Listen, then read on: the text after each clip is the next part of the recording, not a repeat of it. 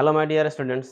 आज हम लोग क्लास 9 के भारतीय भवन का फिजिक्स का चैप्टर नंबर 4 यानी कि चैप्टर नंबर 4 गुरुत्वाकर्षण बल के अंतर्गत पढ़ेंगे गुरुत्व बल और भार के बारे में। ठीक है, क्योंकि इसके पिछले वीडियो हम लोग पढ़े थे गुरुत्वीय त्वरण जी के मान में परिवर्तन, तो उस वीडियो का लिंक हमारे वीडियो के डिस्क्रिप्शन में दिया गया है। यदि वो वीडियो आप लोग नहीं देखे हो तो वहां से जाके आप लोग देख सकते हैं। ठीक है, तो हमें पढ़ना है गुरुत्व बल और भार। ये गुरुत्व बल और भार होता क्या है, सबसे पहले हम जानेंगे, क्योंकि पिछले क्लास में भी हम इसके बारे में थोड़ा बहुत जान चुके हैं गुरुत्व बल के बारे में। ठीक है, तो इसमें हम लोग जैसे कि मान लीजिए कह रहा है, पहला पॉइंट देखते हैं, किसी वस्तु को पृथ्वी जिस बल से अपने केंद्र की ओर आकर्षित करती है उसे गुरुत्व बल कहते हैं। नॉर्मली अगर बात की जाए तो किसी भी वस्तु को जब ऊपर की तरफ फेंकते हैं तो वह क्या होता है, नीचे आकर गिरता है। तो उसका गिरने का कारण क्या होता है, क्योंकि पृथ्वी अपने केंद्र की ओर उस वस्तु को क्या करती है, आकर्षित करती है, खींचती है, जिसके कारण वह वस्तु क्या होता है, नीचे आकर गिर जाता है। और जिस बल के कारण वस्तु उस जिस बल के कारण पृथ्वी उस वस्तु को खींचती है, उसी बल को हम क्या कहते हैं, गुरुत्व बल कहते हैं। यानी से कहने का मतलब हो गया कि किसी वस्तु को पृथ्वी जिस बल से अपने केंद्र की ओर आकर्षित करती है या खींचती है, उस बल को हम क्या कहते हैं, गुरुत्व बल कहते हैं। बात समझ आए ना। तो उसके बाद जैसे कि मान लेते हैं, अब आएगा हमारा क्या, भार आएगा। तो भार को समझने के लिए सबसे पहले हम कुछ उदाहरण के माध्यम से इसको समझेंगे तो अच्छा रहेगा। जैसे कि मान लिया जाए कि एक ईंट ले लिया जाए और ईंट को हथेली पर ऐसे रखा जाए। ठीक है, तो ईंट क्या करता है, हथेली को नीचे की तरफ दाबेगा।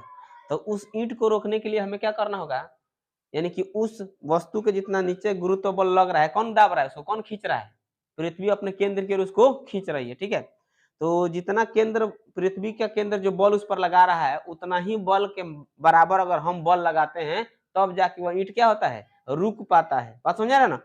तो न्यूटन के तीसरा गति नियम से हम लोग जानते हैं कि यदि किसी वस्तु पर जितना हम बल लगाते हैं वह वस्तु भी उतना ही बल विपरीत दिशा में लगाती है। ठीक है, तो उसी कारण उसी वस्तु को जो मतलब उस पर हम बल लगाते हैं उस द्रव्यमान को रोकने के लिए, उसी को क्या कहा जाता है, भार कहा जाता है। ठीक है, तो यहाँ पर अगला पॉइंट हम देखते हैं, कह कि संतुलित वस्तु का भार परिमाण में पृथ्वी द्वारा उस पर लगाए गए गुरुत्व बल के बराबर होता है। ये भार क्या होता है, जैसे कि मान लेते हैं कोई भी वस्तु हो गया, जब उसको उसके ऊपर पृथ्वी जब उतना उसका जो केंद्र है उस पर बल लगाती है और वह भी उतना ही बराबर उसको क्या करता है, वस्तु बल लगाता है, तो वही बल यानी उसके मान के बराबर होता है और इसी को हम क्या कहते हैं, भार कहते हैं। ठीक है, फिर समझ सकते हैं इसको, अगर किसी संतुलित वस्तु का भार परिमाण में पृथ्वी द्वारा उस पर लगाए गए गुरुत्व बल के बराबर होता है। यानी कहने का मतलब यह है कि यदि किसी वस्तु पर अगर गुरुत्व बल जितना लगा रहा है पृथ्वी, उतना उसी के बराबर होता है कौन,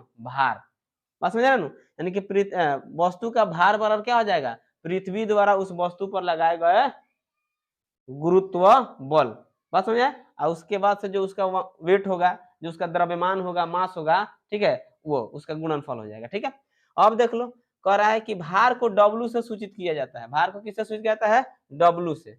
और यदि किसी वस्तु का भार m हो तो वस्तु का भार हमारा क्या आ जाएगा, W बराबर m इंटू जी हो जाएगा। W को हम भार से सूचित करते हैं ना, तो W बराबर हो जाएगा क्या, m इंटू जी। m से हो गया भार, m से हो गया द्रव्यमान, और जी से क्या हो जाएगा, गुरुत्वीय त्वरण।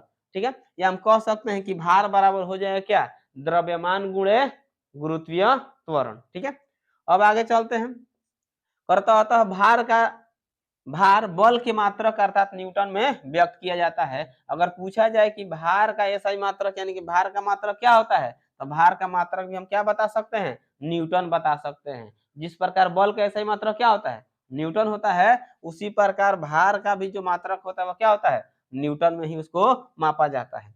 अब आगे चलते हैं, कह रहा कि 1 किलोग्राम द्रव्यमान की वस्तु के भार को 1 किलोग्राम भार या किलोवेट इस तरह सिंबल में माध्यम से दिखा सकते हैं, 1 किलोवेट कहा जाता है और यह बल का गुरुत्वाकर्षणीय मात्रक कहलाता है। बात समझ आया। यानी कह रहा है कि किसी वस्तु का द्रव्यमान अगर 1 किलोग्राम है तो उसको क्या कहा जाता है, 1 किलोग्राम भार कहा जा सकता है। ठीक है, यानी कि जब भार निकालेंगे तो इसी के अनुसार हम यहाँ पर क्या निकाल सकते हैं, जैसे कद 1 किलो वस्तु है तो यहाँ पर 1 रखेंगे ना, यानी यहाँ पे इसको निकाला भी गया है।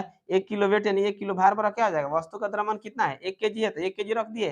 और जी का मान हमको मालूम है कितना होता है, 9.8 मीटर पर सेकेंड स्क्वायर होता है। आज दोनों को मल्टीप्लाई कर देते कितना आ गया, 9.8 आ गया। आज जो न्यूटन का मात्रक होता है क्या होता है, अरे सॉरी, भार का जो मात्रक होता है क्या होता है, न्यूटन होता है। यहाँ पर न्यूटन रख दिया गया। तो यही कह रहा है कि 1 किलोग्राम द्रव्यमान की वस्तु के भार को 1 किलोग्राम भार कहा जाता है। और इसको क्या कहा जाता है, गुरुत्वाकर्षणीय मात्रक भी कहा जाता है। किसको, 1 किलोग्राम भार को गुरुत्वाकर्षणीय मात्रक भी कहा जाता है। ठीक है, यहाँ पर ये निकाला भी गया है, यहाँ पर देखा जा सकता है 1 किलोग्राम वेट यानी कि 1 किलो, एम का मान रख दिया गया, जी का मान रख दिया, हल कर लिया गया था, कितना आ गया 9.8 मीटर पर सेकेंड इसका। ठीक है, अब आगे बढ़ते हैं। पृथ्वी पर स्थान के परिवर्तन से गुरुत्वीय त्वरण बदलता है और इसलिए वस्तु का भार भी बदल जाएगा। अब बात ये आ रहा है कि वस्तु का जो भार होता है वह बदलेगा कि नहीं बदलेगा। तो अक्सर हम देख रहे हैं यहाँ पे हमको दिखाई दे रहा है कि जो भार है इसमें जी पर भी निर्भर कर रहा है ना। हम जानते हैं, इसके पहले क्लास में पढ़ चुके हैं कि जी का मान स्थान परिवर्तन के साथ क्या होता है, बदलते रहता है। पृथ्वी पर हर जगह एक जैसा नहीं होता है। तो वही कह रहा है कि जब जी का मान बदलेगा तो भार का मान भी क्या हो जाएगा, बदल जाएगा। ठीक है, तो वही इसका मतलब ये हो गया कि स्थान परिवर्तन के कारण जब गुरुत्वीय त्वरण बदल रहा है तो वस्तु का भार भी क्या हो जाएगा, बदलेगा। हर जगह वस्तु का भार सेम नहीं रहता है, वस्तु का भार बदलते रहेगा। ठीक है, यहाँ पर हम देख सकते हैं एक फॉर्मूला और निकाला गया है। वैसे तो हम लोग पढ़े हैं पिछले क्लासों में जी इक्वल टू क्या, GM/r²। ठीक है, तो यहाँ से हम जी का अगर मान निकालते हैं तो जी इक्वल टू कितना आ जाएगा, W/m हो जाएगा, होगा ना। तो यानी क्या किया गया है, यानी जी की जगह पर हम क्या रख देंगे, अब W/m, तो W/m हो गया और यहाँ हो जाए GM/r²। अब क्रॉस मल्टीप्लिकेशन कर दिया तो W का जो ये m है जाकर कैपिटल M में मल्टीप्लाई हो गया और जी बाहर निकाल दे तो G into capital M into small m/r², यानी कि W यानी भार बराबर अगर इसके रूप में देखा जाए तो यहाँ पर हमें यह फॉर्मूला प्राप्त हो सकता है। ठीक है, अब हम चलते हैं, कह रहा है किसी वस्तु का चंद्रमा पर भार, जैसे कि मान लेते हैं उसका भार पृथ्वी पर कुछ अलग है, चंद्रमा पर कुछ अलग हो जाता है। ठीक है, तो ये बातें हमें जानकारी होनी चाहिए। जैसे कह दिया जाए, यहाँ पर पॉइंट को देख लेते हैं उसके बाद हम समझाते हैं। अरे किसी वस्तु का चंद्रमा पर भार 1/6 गुणे उस वस्तु का पृथ्वी पर भार, ये फॉर्मूला भी हो सकता है। अगर कह दिया जाए यदि किसी वस्तु का भार पृथ्वी पर 30 केजी है, सॉरी 30 न्यूटन मान लेते हैं, कितना है 30 न्यूटन है, तो उसका चंद्रमा पर भार कितना हो जाएगा।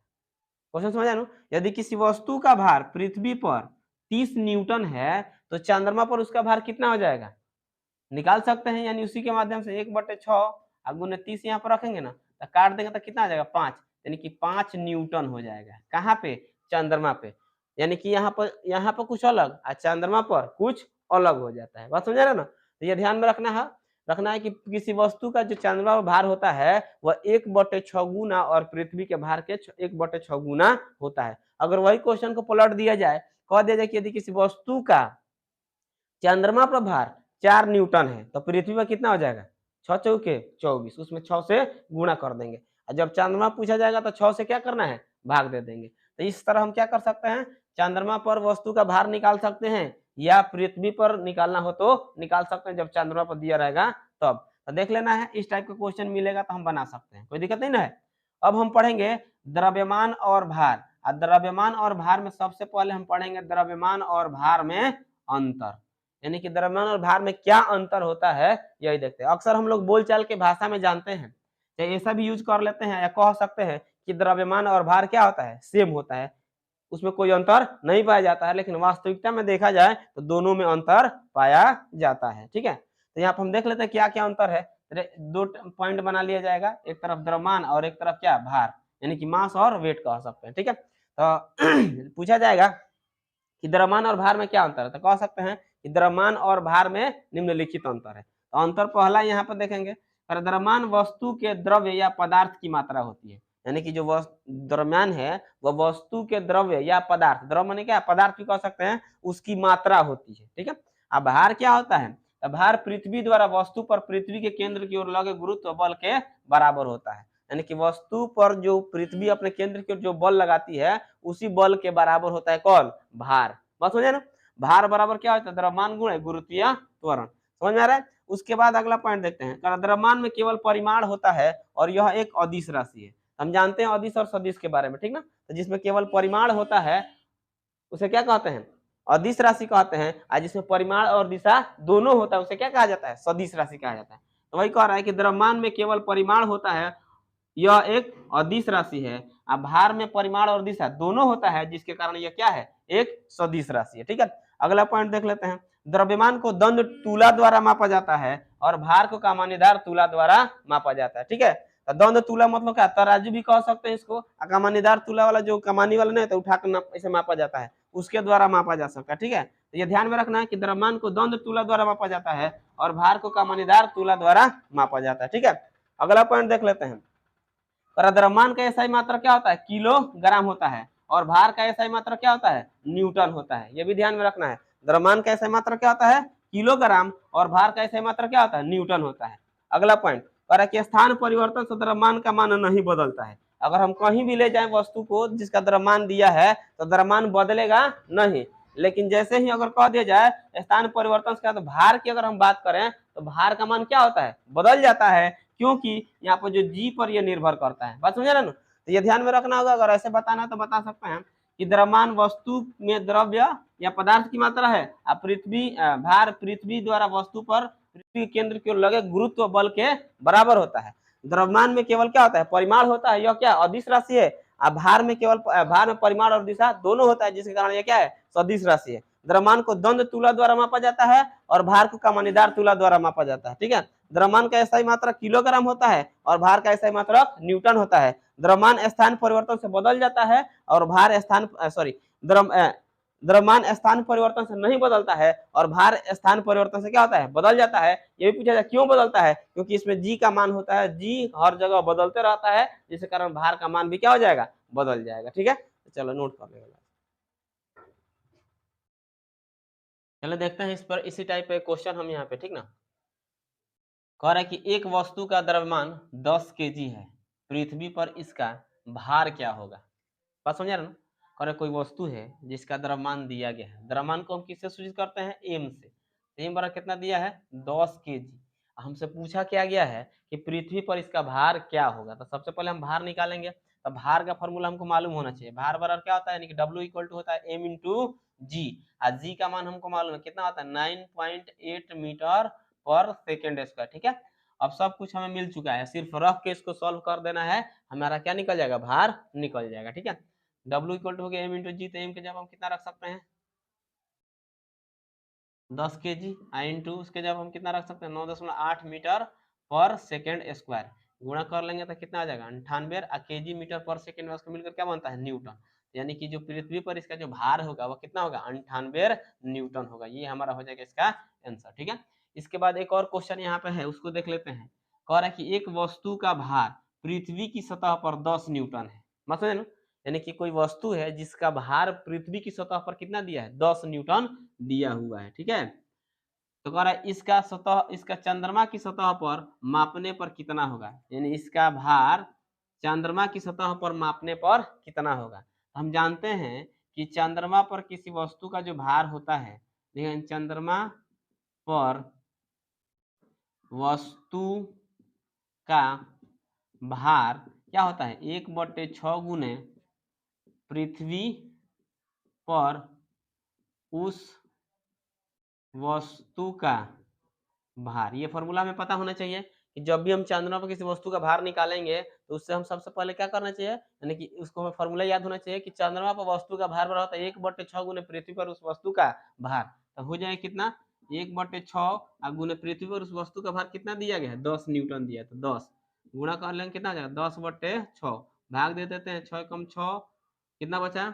यहाँ बचेगा 4, 6 के 36, 36 बार बार ये आते रहेगा। तो चाहे तो हम यहाँ पर हम 7 भी लिख सकते हैं। तो 1.66 न्यूटन, तो ये चंद्रमा पर इसका भार 1.66 न्यूटन हो जाएगा। बात समझ आए ना? चलिए इसको नोट कर।